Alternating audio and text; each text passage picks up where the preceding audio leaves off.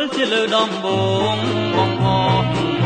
ជាខិនស្រីស្រងមានដីគង់គួងបំផុតឲ្យស្រយន់ស្រយងផងអាត្មាតាមសាដែលស្នេហាផ្ញើមកកងថ្ងៃច័ន្ទរៀមចាំជាប់ក្នុងដួងហារទេ